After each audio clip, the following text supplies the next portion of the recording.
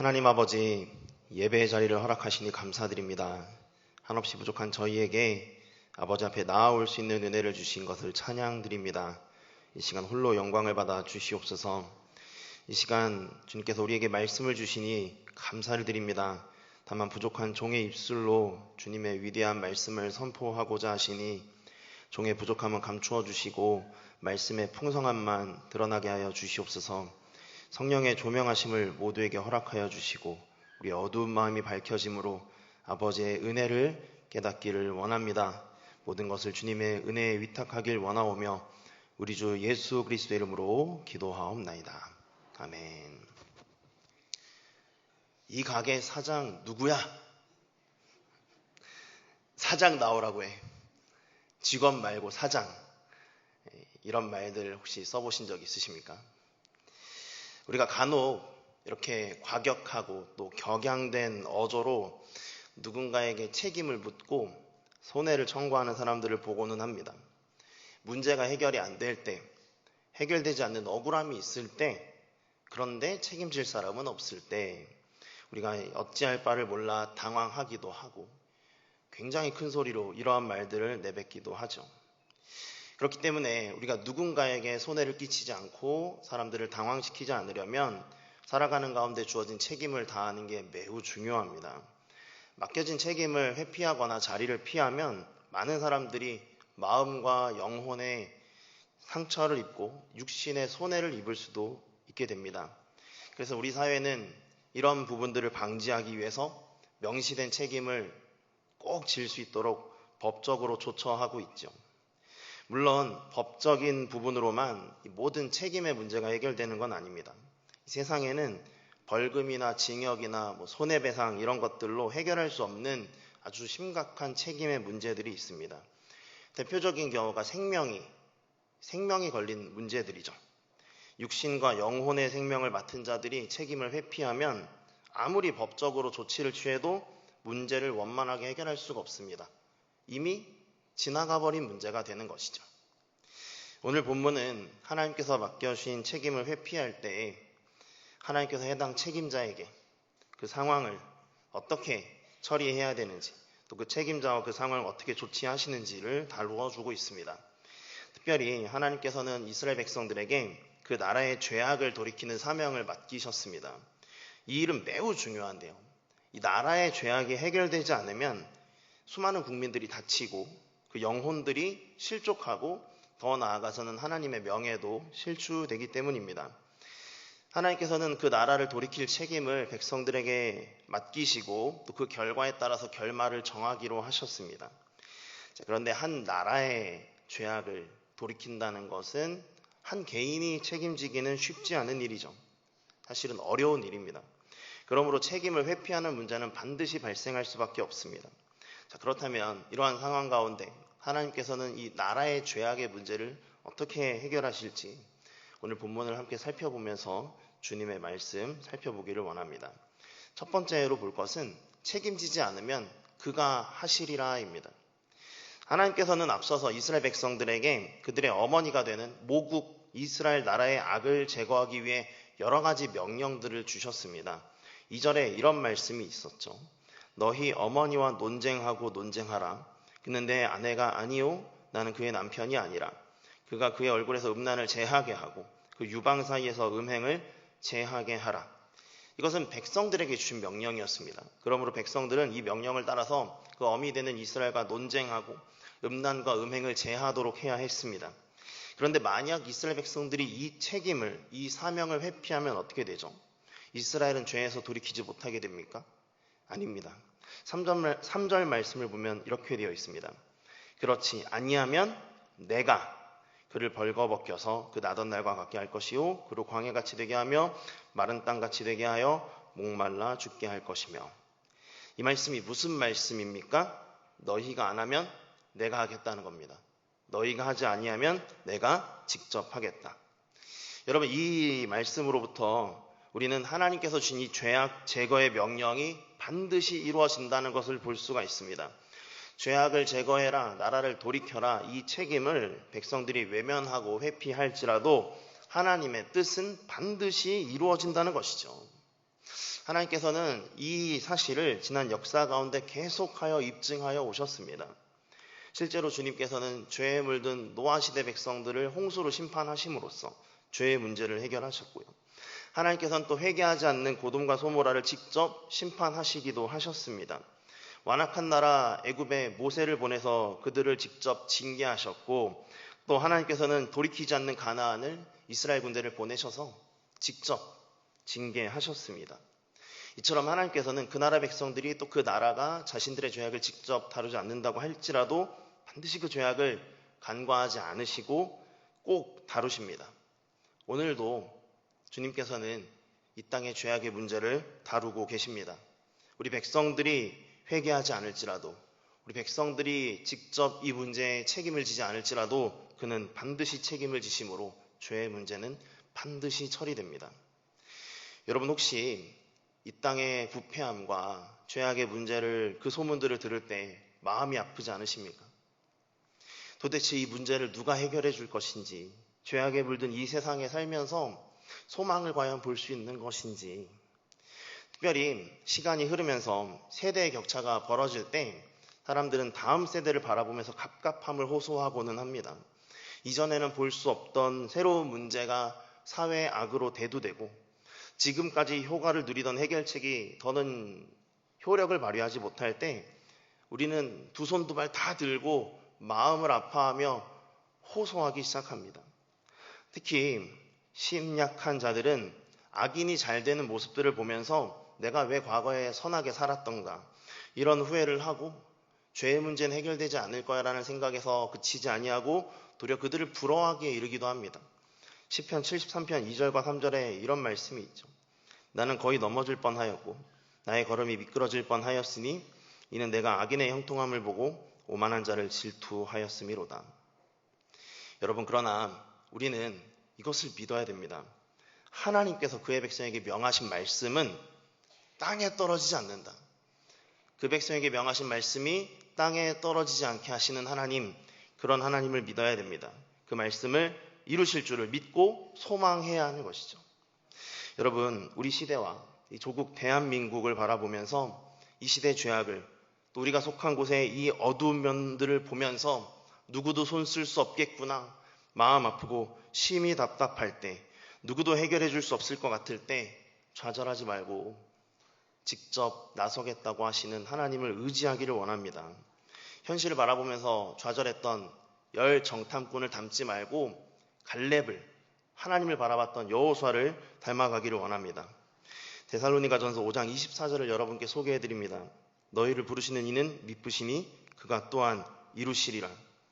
시편 91편 8절도 소개해드립니다. 오직 너는 똑똑히 보리니 악인들의 보응을 내가 보리로다. 이 말씀들을 붙들고 그가 이루실 일들을 소망하기를 원합니다. 두 번째로 볼 것은, 그러면 도대체 우리는 왜 책임을 맡아야 하는가라는 것입니다. 앞서 방금 우리는 사람이 책임을 회피하더라도 하나님께서 말씀을 이루시기 때문에 반드시 죄악의 문제가 해결된다라는 것을 보았습니다. 그런데 이상하지 않습니까? 분명히 주님께서는 본인이 해결하실 것이면서도 2절에서 우리에게 말씀을, 우리에게 명령을, 사명을, 책임을 맡기셨습니다. 본인이 직접 하실 일이라면 왜 굳이 우리에게 맡기시는 걸까요? 그 이유는 우리에게 명령을 주실 때와 그가 직접 행하실 때의 차이점을 살펴보면 확인할 수가 있습니다. 여러분, 우리 모두 다 아시다시피 우리에게 하나님께서 죄악을 제거할 것을, 이 나라의 죄악의 문제를 맡기시면, 그리고 그것이 우리의 순종을 통해서 이루어지게 되면 우리는 음행과 음란만 제거하면 됩니다. 그것이 2절의 말씀이었죠. 그러나 만약 하나님께서 직접 그들의 죄악을 다루게 되면 죄만 사라지는 게 아니라 이스라엘도 사라지게 됩니다. 특히 3절 본문에는 이렇게 되어 있습니다. 그렇지 아니하면 내가 그를 발가벗겨서 그 나던 날과 같게 할 것이요 그로 광야같이 되게 하며 마른 땅같이 되게 하여 목말라 죽게 할 것이며. 이러한 표현들은 그 나라가 제거된다는 것을 의미하는 표현입니다. 여러분, 그렇다면 도대체 왜 이런 차이가 발생할까요? 왜 우리가 하면 죄악만 제거되고 하나님께서 하시면 우리도 같이 제거될까요? 이유는 주님께서 공의로우시며 약속을 주셨기 때문입니다. 여러분 아시다시피 하나님은 죄악을 기뻐하시는 분이 아니십니다. 시편 5편 4절부터 6절에 그의 성품이 이렇게 소개되어 있습니다. 주는 죄악을 기뻐하는 신이 아니시니 악이 주와 함께 머물지 못하며 오만한 자들이 주의 목전에 서지 못하리이다. 주는 모든 행악자를 미워하시며 거짓말하는 자들을 멸망시키시리이다. 여호와께서는 피 흘리기를 즐기는 자와 속이는 자를 싫어하시나이다.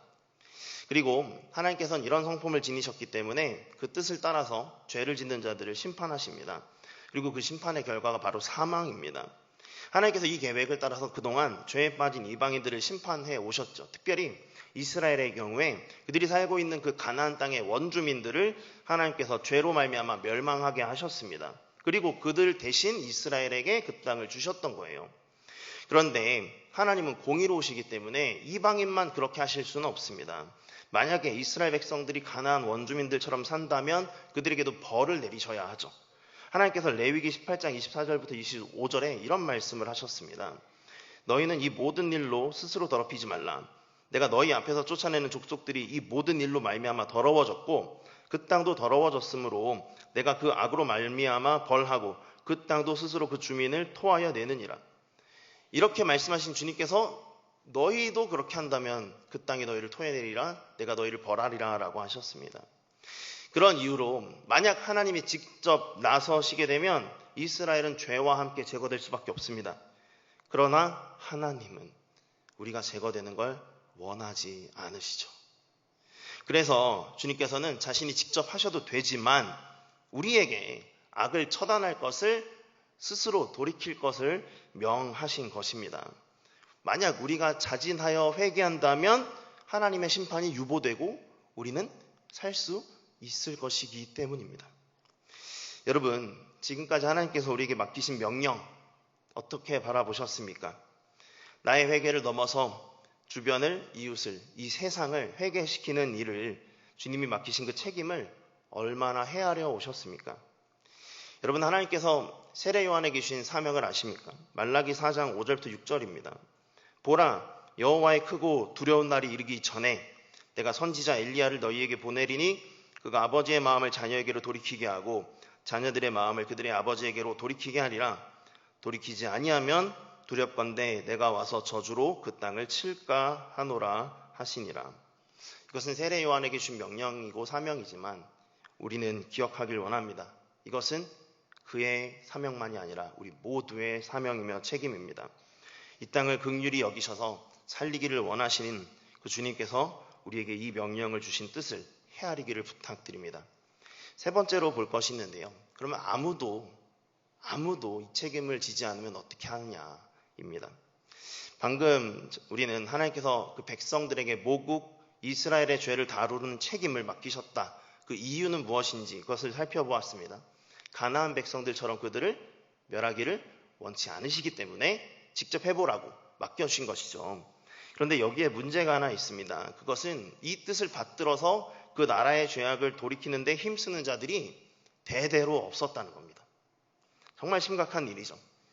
호세아 선지자 조금 뒤에 등장하는 예레미야 시대에는 정말 그런 사람들이 없게 되었습니다. 오죽하면 주님께서 예레미야 5장 1절로 이런 말씀을 주셨겠습니까?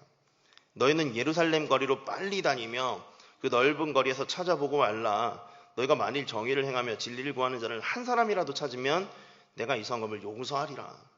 무슨 뜻입니까? 아무도 없다는 겁니다. 여러분, 그러면 어떻게 해야 됩니까?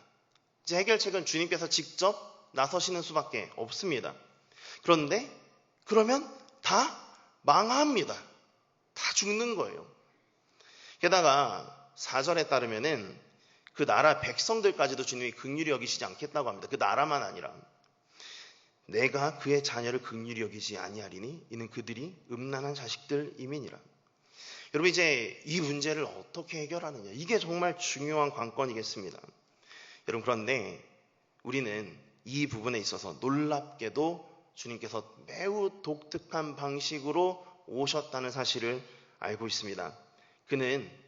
하나님께서는 그 문제를 직접 해결하시되 하나님으로서가 아닌 인간이 되어 이 문제를 해결하기로 하셨습니다. 자신이 직접 사람이 되어서 사람의 아들, 곧 인자가 되어서 이 문제를 해결하기로 하신 것입니다. 여러분, 이렇게 해서 오신 분이 바로 성자 예수 그리스도이시죠. 이 부분을 설명한 마태복음 1장 21절부터 23절을 들어보시기를 바랍니다. 아들을 낳으리니 이름을 예수라 하라. 이는 그가 자기 백성을 그들의 죄에서 구원할 자이심이라 하니라. 이 모든 일이 된 것은 주께서 선지자로 하신 말씀을 이루려 하심이니 이르시되 보라 처녀가 잉태하여 아들을 낳을 것이요 그의 이름은 임마누엘이라 하리라 하셨으니 이를 번역한즉 하나님이 우리와 함께 계시다 함이라. 아멘. 사랑하는 여러분, 인간으로 이 땅에 오신 예수님께서 무엇을 하셨는지 아십니까? 마가복음에 따르면 그는 회개를 외치면서 죄가 아닌 하나님께 통치받는 나라를 선포하셨습니다. 마가복음 1장 14절부터 15절입니다. 요한이 잡힌 후 예수께서 갈릴리에 오셔서 하나님의 복음을 전파하여 이르시되 때가 찼고 하나님의 나라가 가까이 왔으니 회개하고 복음을 믿으라 하시더라. 이뿐만 아니라 주님께서는 회개를 촉구하시면서 또한 죄를 해결하시는 능력의 사역을 감당하셨습니다. 마가복음 2장 10절에 보면 이런 말씀이 있습니다. 그러나 인자가 땅에서 죄를 사하는 권세가 있는 줄을 너희로 알게 하려 하노라 하시고 중풍병자에게 말씀하시되, 이처럼 주님께서는 사람들의 육신의 문제뿐만 아니라 죄악의 문제를 해결해 주심으로 하나님께서 원하신 대로 그 백성들을 온전하게 하시고 이 땅의 죄악의 문제를 다루어 가기 시작하셨습니다. 그런데 그는 인간으로 오셨기 때문에 물리적인 한계가 있습니다. 그래서 일평생 이렇게 살지라도 모든 일을 만나고 모든 이의 죄악을 해결해 줄 수는 없는 노릇이었죠. 인간으로 살아가는 중에는 그 나라 전체를 돌이키는 일은 완성할 수가 없었습니다. 그런데 놀라운 일이 벌어진 거죠. 주님께서 인간으로 오셨으나 하나님이신 그가 호세아가 전했던 그 주님의 말씀처럼 벌거 벗겨진 것입니다. 나던 날같이 되어 십자가에 달리신 것입니다. 그리고 심지어 목마름 가운데 죽은 것이죠. 요한복음 19장 28절을 보십시오. 그 후에 예수께서 모든 일이 이미 이루어진 줄 아시고 성경을 응하게 하려 하사 이르시되 내가 목마르다 하시니. 이처럼 이로써 예수님께서는 하나님이시면서 일평생 백성으로 사셨습니다. 그리고 죄의 문제를 해결하시다가 마침내 그를 믿고 따르는 모든 이들, 회개하고 하나님 나라를 받아들일 모든 일을 대신해서 그들의 왕으로서, 그들의 나라로서 하나님의 공의를 책임지고 완수하셨습니다. 누가복음 23장 38절입니다. 그의 위에 이는 유대인의 왕이라 쓴 패가 있더라. 이로써 그는 자신의 삶으로 다 이룰 수 없는 책임을 자신의 죽음으로 다 이루신 것이죠. 그래서 그가 이렇게 말씀하셨습니다. 요한복음 19장 30절입니다. 이르시되 다 이루었다 하시고 머리를 숙이시니 영혼이 떠나가시니라. 사랑하는 여러분, 이로써 우리가 이 땅의 죄의 문제가 해결됨을 보게 되었습니다. 우리는 영생을 얻게 되었고 책임에서 자유를 얻었습니다. 확실하게 보장된 승리로 인해 평안을 얻게 되었죠. 여러분, 그러나 모두 아시듯 이렇게 책임지는 건 본래 하나님의 책임, 의무는 아닙니다. 그러나 그는 책임지지 않는 우리를 위해 대신 책임지시려고 그것을 의무 삼고자 여러 차례 스스로 말씀을, 예언을 선포하셨습니다. 이로써 말씀을 반드시 이루시는 그의 성품을 따라 그것이 그에게 법이 되게 하셨습니다. 디모데후서 2장 13절이죠. 우리는 미쁨이 없을지라도 주는 항상 미쁘시니 자기를 부인하실 수 없으시리라. 이 사실에 따라 선포하신 그 말씀을 자신에게 법이 되게 하셔서 책임을 지신 것입니다. 그렇다면 왜 이런 일을 하십니까? 로마서 5장 8절을 보십시오. 우리가 아직 죄인 되었을 때 그리스도께서 우리를 위하여 죽으심으로 하나님께서 우리에 대한 자기의 사랑을 확증하셨느니라. 여러분, 따라서 이제 우리에게는 죄의 문제의 책임은 없습니다. 그러나 이제 하나님께서 한 가지 다른 책임을 우리에게 맡겨주셨습니다. 그것은 바로 이 놀라운 일을, 복음을 전파하는 책임입니다. 이 책임은 너무나 중요하죠. 듣지 않는 자는 믿을 수 없기 때문입니다. 전파하지 않고는 알 수 있는 자도 믿을 수 있는 자도 없기 때문입니다. 로마서 10장 14절 15절을 보십시오. 그런즉 그들이 믿지 아니하는 일을 어찌 부르리요? 듣지도 못한 일을 어찌 믿으리요? 전파하는 자가 없이 어찌 들으리요? 보내심을 받지 아니하였으면 어찌 전파하리요? 기록된 바 아름답도다. 좋은 소식을 전하는 자들의 발이여함과 같으니라. 사랑하는 여러분, 오늘 이제 새로운 책임이 주어졌습니다. 이 책임, 누군가는 꼭 해야 하는 일입니다. 이 일을 책임을 따라 다하기로 다짐하지 않으시겠습니까? 전파하기만 하면 되는 그 책임입니다. 고린도전서 9장 16절을 모두에게 소개해드립니다. 내가 복음을 전할지라도 자랑할 것이 없음은 내가 부득불할 일임이라. 바울 사도의 이 자세처럼 복음 전파의 책임을 다하기를 부탁드립니다. 이것이야말로 우리가 해야 할 일이라고 믿습니다. 말씀 정리하겠습니다. 오늘 우리는 하나님의 말씀을 통해서 하나님께서 맡기신 이 죄의 문제의 책임을 왜 우리에게 맡기셨느냐, 그리고 그 책임을 회피하면 어떻게 되느냐, 이 부분을 살펴보았습니다. 하나님께서는 죄의 문제의 심판을 직접 하실 수 있는 분이십니다. 그러나 그렇게 하시면 우리 모두가 죽어야 하기에 하나님께서는 우리를 살리시기 위해 우리에게 책임을 맡기셨습니다. 그러나 우리는 그럼에도 불구하고 책임을 회피해 왔습니다. 그러므로 우리는 죽어야 했습니다. 하지만 다행히도 하나님께서는 그 자신이 인간이 되어 문제를 다루시는 방법으로 우리를 대신해서 누군가는 반드시 해야 하는 그 일을 완수하셨습니다. 그것이 십자가의 사건이었습니다. 이제는 우리에게 새로운 사명, 전파의 사명이 주어졌습니다. 이제 우리가 이 사명을 감당해야 되겠습니다. 많은 이들이 물어보고 있습니다. 죄와 사망으로 부패한 이 세상 가운데 너무 많은 사람들이 상처를 받고 있고, 그 사람들이 아우성치면서 외치며 묻고 있습니다. 이 죄 많은 세상 누가 해결할 거냐고, 이 세상의 책임자 누구냐고, 사장 나오라고, 이 세상 주인 나와 외치고 아우성치며 아파하고 있습니다. 그때 우리가 이렇게 선포할 수 있기를 원합니다. 우리 사장님, 아니 우리 주인님, 우리 주인이신 예수님을 바라보십시오. 그가 해결하십니다. 이렇게 할 수 있기를 부탁드립니다. 기도하겠습니다.